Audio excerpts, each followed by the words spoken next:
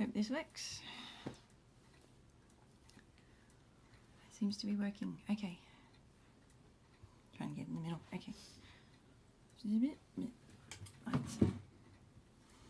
Okay. Today we're talking about Laetare Sunday. So here we go. Up the top. Laetare Sunday. Why is it called Laetare Sunday? Because all the Sundays have their own entrance antiphon, or introit as we say in the Latin Mass. And the introits are fantastic pieces of music. People get enthusiastic. Well, I get enthusiastic. So people do get enthusiastic about the introits. They're one of the easier pieces to learn, and you get to repeat it. So it goes in the actual antiphon, the pretty music bit, and then a psalm verse, and then the pretty music bit again. Sometimes even another Gloria Patri, and then the pretty music again. So the pretty music gets... It can be a bit of an earworm during the week, especially for the people who have to sing it. And okay, so backstory. There's this new, well, a lot of people promoting an old documentary on BBC4 about the history of evensong, so Vespers, sung Vespers in the Anglican tradition. And it's full of this sort of thing of Latin is so hard, and that, Gregorian chant, you have to have a degree, a master's degree in everything in order to be able to understand it. And this has really got to me, and I didn't really realise this until I just started talking about it. Yes, so I do really, really, really want to dispel that sort of myth that Gregorian chant was only for the hyper-educated, because this is completely false, because they even said themselves everywhere had Gregorian chant, and it was the royal palace had the polyphony. But even polyphony there's lots of really doable polyphony, and I've sung polyphony with my own children. Like, if I can grow my own children and have them singing, I know, you see all those child prodigies, but this is not a child prodigy family. This is I can hear someone giggling in the background. Okay, so maybe I'm full of myself, maybe I'm completely out of touch with reality, but I do go around trying to teach people Gregorian chant, and we have a homeschool camp coming up soon where we have 5 masses to prepare for with different levels of Gregorian chant, and it's going to be lots of fun. So anyway, another thing was that nobody understood Latin, which is stupid, because all over the world there are so many people who have more than one language, and we get all enthusiastic, say how good it is to have a second language until it's Latin, and we don't even learn Latin as like a whole second language. We just learn the prayers in it. So we've got a fairly small vocabulary that just covers liturgical sort of stuff, and people can't seem to cope with that. Could be a normal thing, that we could all have this common sacral language, it's like the sacred language, and just for religious stuff, and then we'd have this universal unity between all these people sharing the same prayers in the same language. Wouldn't that be fantastic? If it didn't already exist, you'd have to invent it, surely. Anyway, so back to the point of these weekly podcasts. They're not exactly I could make them podcasts. Anyway, not for now. Okay, let's concentrate. We're going through the gospel readings for the Sunday. So part of the thing was this book, which is the Images of the Evangelical Gospels by Jerónimo Nadal, S.J., from 1593. And today we have, I wonder if I sort of zoom in so you can see the details, but you can't sort of see the whole picture now. So let's see. Oh, I see, I've picked on the picture. So we have 3 pictures today, like we did for the temptation on the mountain a few weeks ago. So I found this sort of interesting. It's the gospel of the multiplication of loaves and fishes. So you'd think he'd just be handing out bread and fish, and that would all be one picture. But they've taken the trouble to divide it into 3. And it's interesting from a Laetare Sunday point of view. There's a few sides of Laetare. It's Mothering Sunday, because it refers to Jerusalem as a mother, and be comforted at the breasts of Jerusalem sort of thing, which is really great from a breastfeeding counsellor point of view. That's another hat I wear. And also there's a bit about the mother of the free and the mother of the slaves, Ishmael and Isaac in the epistle. So, hello, Monica. Sorry, I think everyone's getting up a bit earlier, even though it's, okay, usually it's nice and quiet at 7 o'clock in the morning. Okay, it is nice and quiet at 7 o'clock in the morning. I have to go quickly. Okay, get off the diversion sort of things and back to the interesting stuff. Okay, so 3 pictures they've got. The first one is Jesus having a rest with the disciples. There's like one line in the gospel that said Jesus sat down with his disciples, sedébat. Yes, and just taught them. And this is where I think where we get the idea that Laetare Sunday is a time for resting from our work during Lent of penances and sacrifices and stuff. So it's a nice halfway point to say we're getting there. And yeah, so instead of the purple vestments that we have for penitential times, we have rose vestments. That's why I've put on this bright t-shirt. And what else? And we have the music. We can have the organ music back. So they fast from organ music during Lent generally. But for Laetare Sunday, they bring it back, which is really great because there is so much, the harmonies in a lot of the music we have. Unless you've got a really nice choir, you sort of miss out on them if you've got a small choir that only does the melodies. So the organ can come back and bring out all those harmonies again. Yeah. Hopefully. I've been practicing. But anyway. So we got Jesus resting with the disciples first. And that gets its own picture. Okay. The next picture is he divides them into groups of 50. And you see the little boy in the front with the basket of fishes and there's loaves underneath it.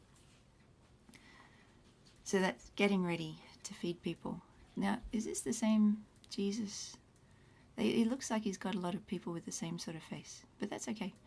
As usual, you can go through all the little B's, A, B, C, D, E, F, and have a go at translating that. Or you can get the book, which has an English translation already in the facing pages. So, Acipit panes et pisciculos, so little fish. Benedicit suscipiens in celum. So benedicit is to do with blessing. Let's see. So anyway, yeah. So that's dividing everyone into companies of 50s. I think I should memorize this first, shouldn't I? I say that every week, don't I? Okay. Yeah. And you got the little boat that they came over the sea and yeah, they went up the mountain to pray, and then the multitudes followed. Yeah. Anyway, getting ahead of myself. And finally, people actually eating. So giving out the food and little boys standing back a bit. So yeah, there's Jesus filling the disciple. I think he's one of the disciples. This is the face that I thought looked very like, they're very similar faces. But you can see which one's Jesus because of the halo.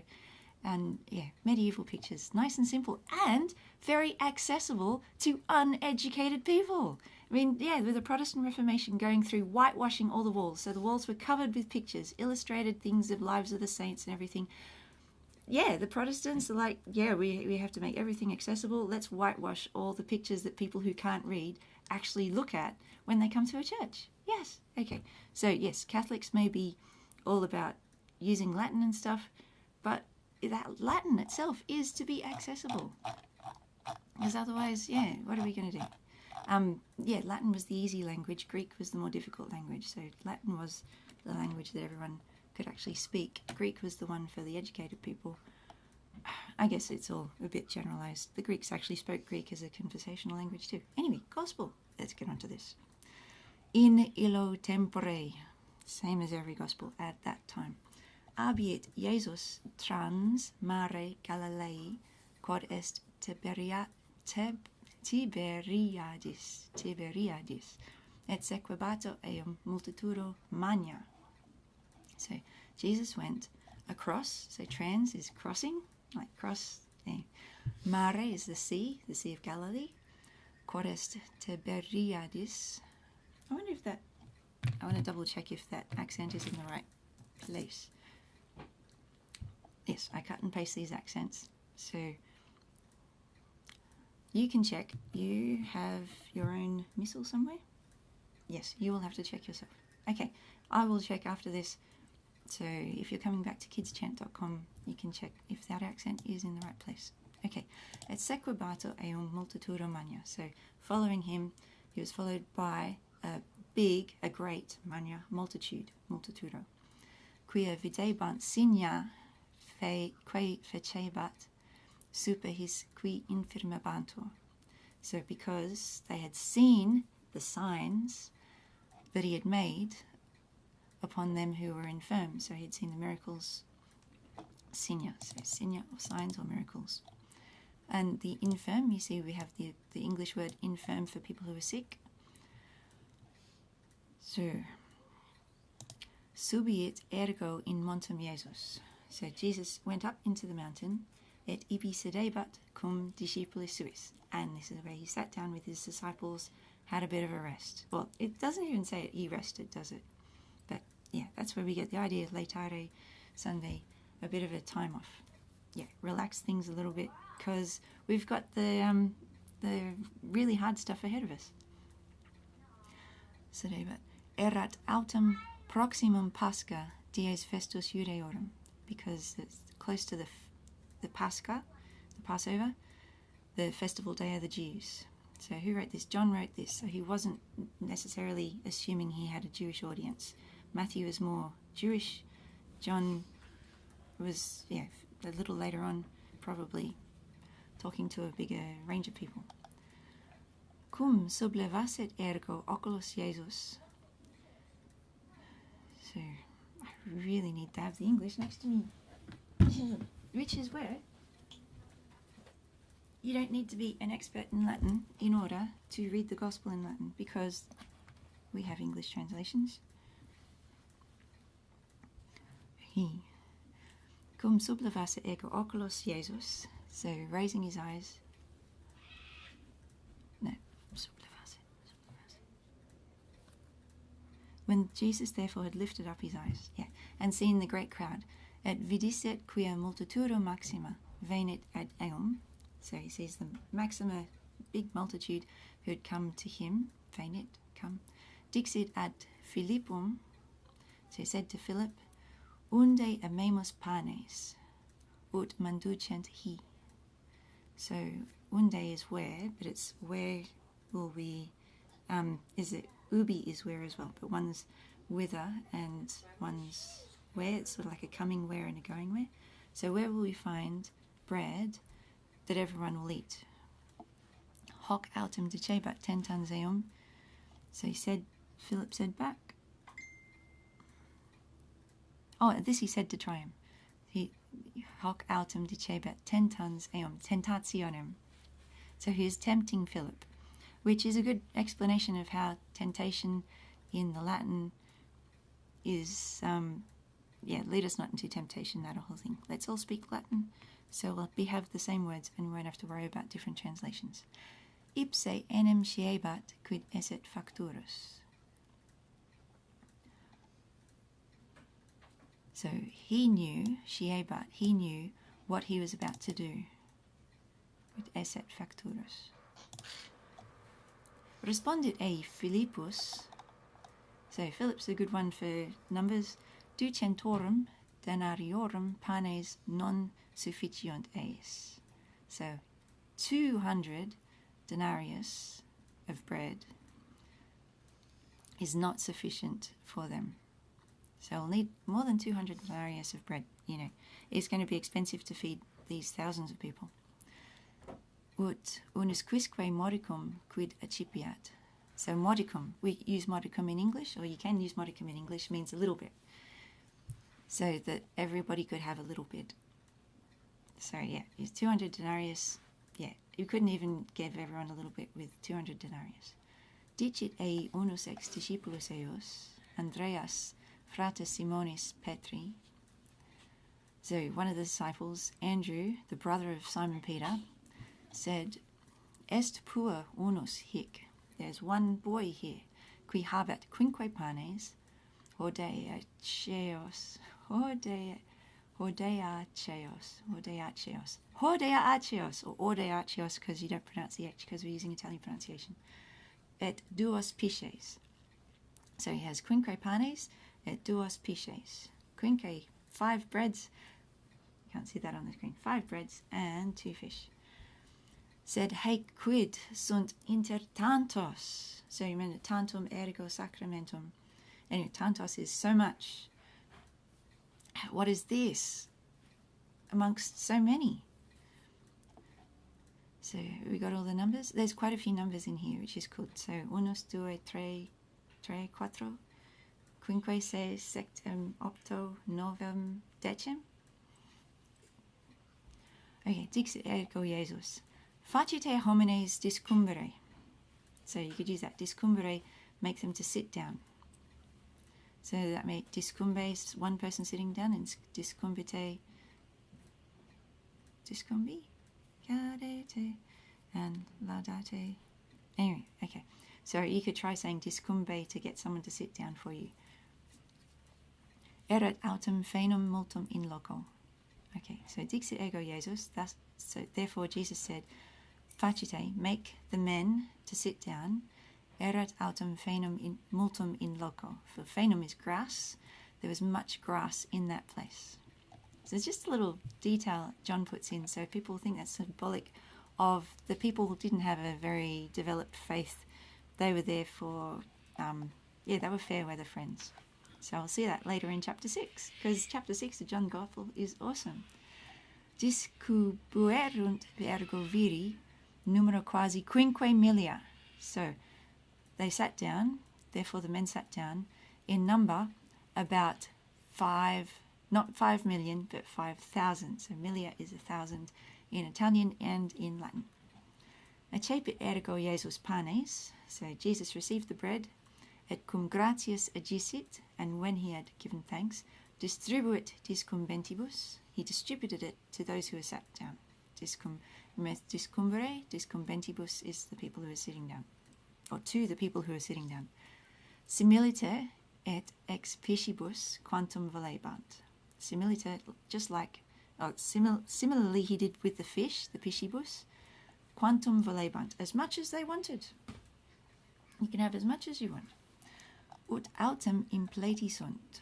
And when they were full, dixit discípulis suis, he said to his disciples, colligite quae superaverunt fragmenta. Gather up all the leftover fragments, ne periant, lest they be lost. He doesn't want the fragments to be lost. Colligerunt ergo, et impleverunt duodecim coffinos fragmentorum. So coffinos is the baskets.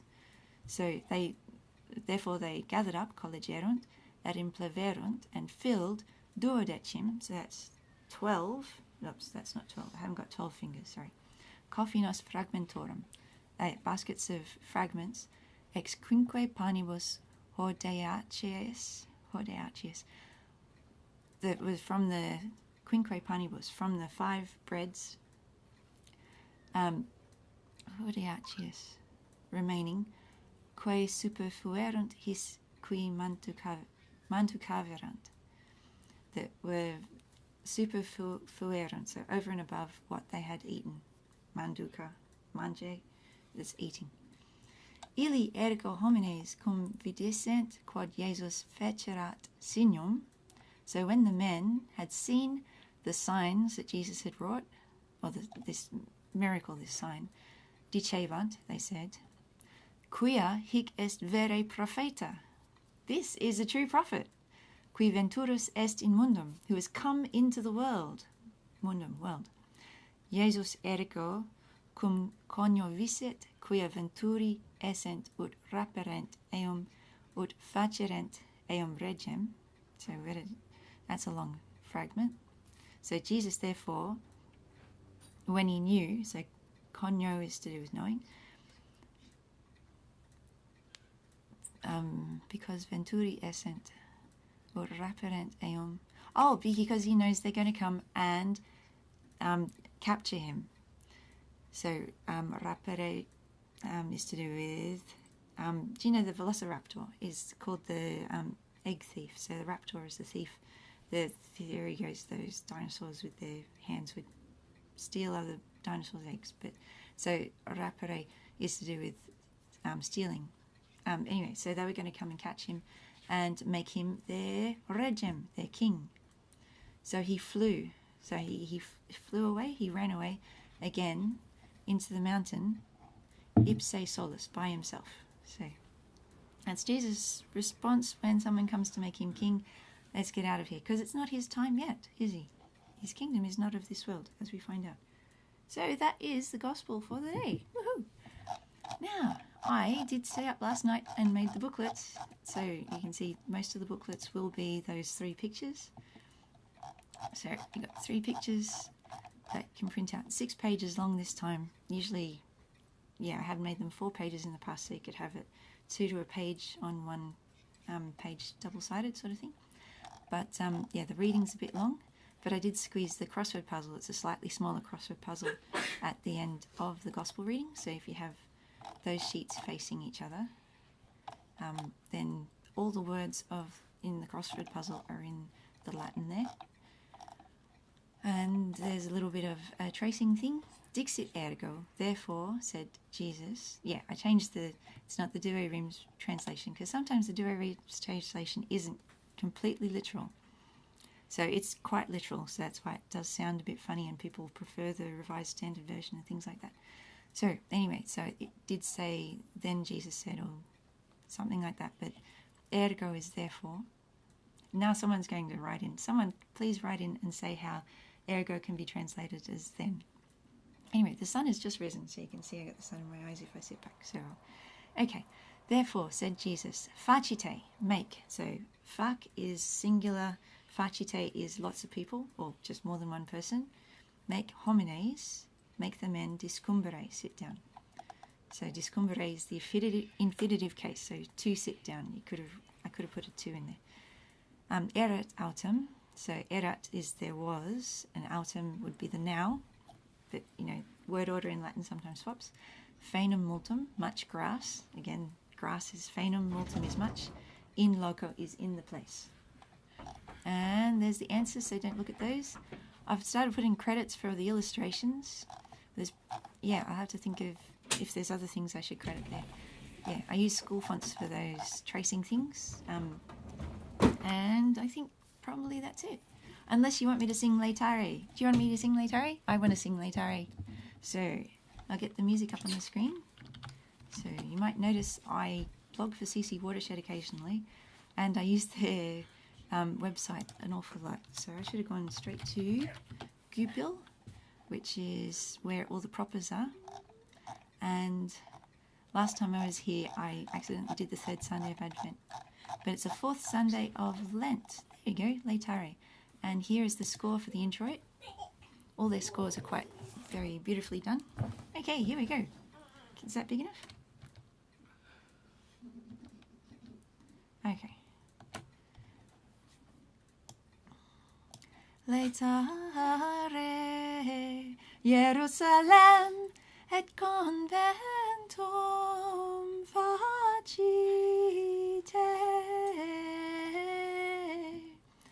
Omnes qui diligitis eam, gaudete cum laetitia, qui in tristitia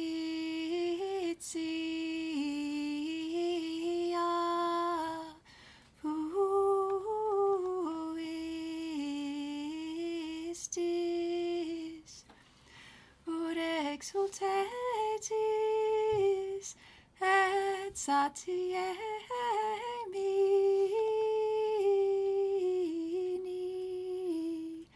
abuberibus consolationis vestre. So that is the introit that I want to get all my family to sing. And hello Jessica and hello Casey. Thanks for listening. I think that's a wrap. Actually, all the music for Laetare Sunday is quite amazing, and I have okay, I'll stop chattering on about that. That could be a whole new effort. God bless, and you're halfway through Lent. Well done, everybody. Keep going. After Laetare, there's Passion Sunday, Palm Sunday, Easter Sunday, and yeah, here you go. Are you a Latin-speaking baby? Can you speak Latin? No, she can't speak Latin. You ask her anytime. She can't speak Latin. Yeah. I can speak some. You can speak. Anyway, so